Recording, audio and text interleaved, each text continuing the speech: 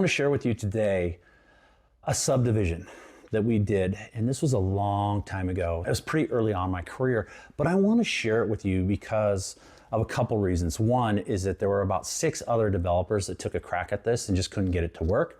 2 was that if you can't get the numbers to work the way the numbers are being shown, maybe there's another way around the numbers that you can make it work. And so it shows like how to be open-minded and how to be welcoming of ideas and different ways to get things done. So this subdivision, I'm gonna call it Ava Court because that's what we named the street, was Ava Court. It was a small subdivision. I think it was around 12 lots, okay? There was a lady, she was a little bit older. She had never been married. She was single and she was retired and she lived in her parents' house and they had some property behind them.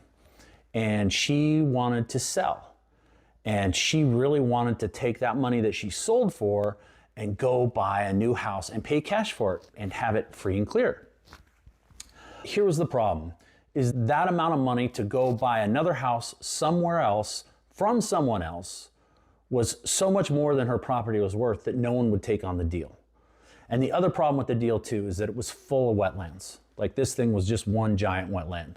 And so you had some environmental issues that you were gonna have to pay for, which cost extra.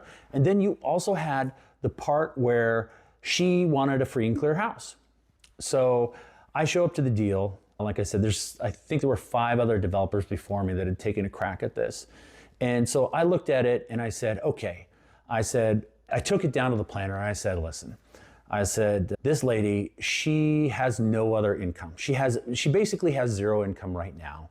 She has this property free and clear, but it's such a small house. The upkeep is super high. It's super old and it's just a piece of junk and it's crushing her. And I said, she wants to sell it, but she wants to go buy another house and another place. And 2/3 of this site is a wetland and we can't do anything with it. Do you have any solutions in your toolbook that would work for this lady? And I did it. I told her, and her brother was helping her. Her brother had made money in other things, so he didn't need the house. He was giving it to her, but he wanted to make sure she was taken care of. So I was talking to her and her brother, mostly her brother because he was the deal maker. And he said, when I talked to him on the phone, I said, the numbers just off the top of my head, my hard and fast rules, like I can't get that done. But what I will do is I'll go down and I'll talk to the city planner and I'll see if there's something that somebody's missed and we'll see if we can do it. So I'm talking to the city planner, and this is the first time this had come up. I had never used this tool before, but a lot of cities have what's called a planned unit development overlay zone. And what that is that you can, if you give up a bunch of land, you can get a higher density in a smaller piece of that land. So basically you're saying 2/3 of this is covered by wetland. Because 2/3 of that's covered by wetland, we're gonna give you X amount of more units on this other ground that is attached to it. And so I was talking to him and his name was Skip, great guy. He helped me so much through my career, wonderful person, great planner. Skip tells me, he says, hey Joe, this has a planned unit development overlay zone on it. We haven't done one in this area before, but I think we could get it done here. And I said, oh really? Okay, that's great. So tell me what that involves and what that looks like. And so he said, what we would do is, because it was an R10 zone, so it was 10,000 square foot lots, large lots. He said, because so much of this is wetland, if you donate this strip and this piece here as a bird sanctuary or bird watching for the city, we can give you that same density over here in this ground that we know you can build on.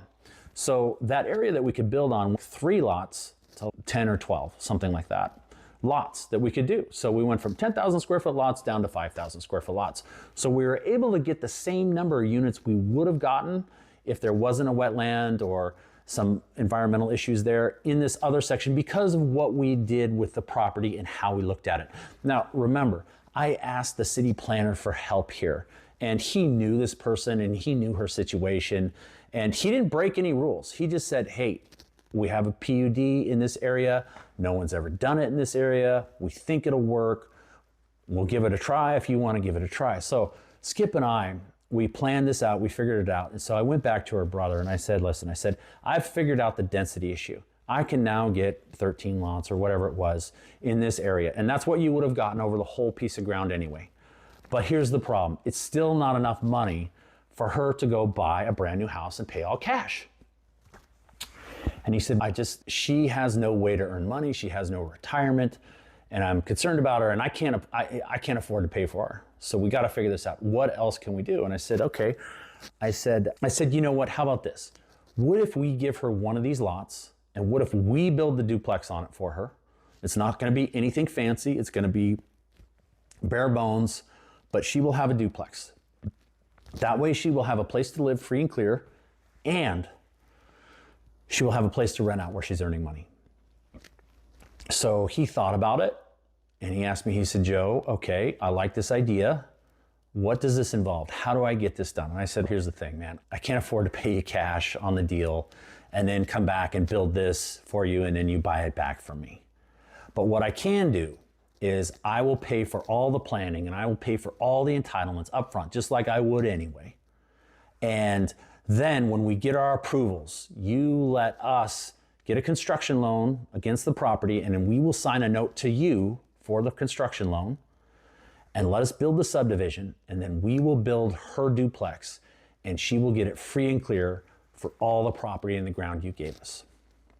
Now, it was still a very tight deal, but because we didn't have to make a profit on the duplex, we could we could just pay what our pricing was for the duplex, and we could just pay what our pricing was for all the other improvements. It made a deal that we could do. And so what she got out of this is she got one of the prime pieces of ground. She was looking right at the bird sanctuary. It was beautiful. It was a big wetland out there. She loved it. She was renting out the duplex. Now the duplex was small. It was a 2-1.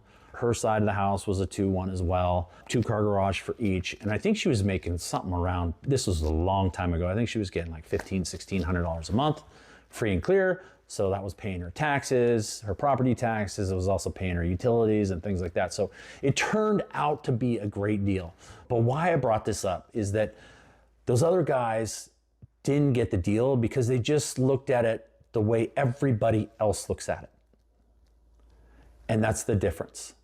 And I didn't know, I was not smart enough at this time to ask the planner, hey, how else could I get this done? How else could I do this? But I did ask him because I was asking for her. And so now, ever since then, I have always asked the planner, I've always like, hey, is there a PUD here? Is there anywhere else we can get some more density? Or is there anywhere else, any other way we can get this or that or whatever I thought the project needed? Now, without that experience, I wouldn't have done that. I don't think I would have caught on to that as fast as I did. But because of the way that worked, we were able to catch on to it. And she got what she wanted. And her brother was ecstatic.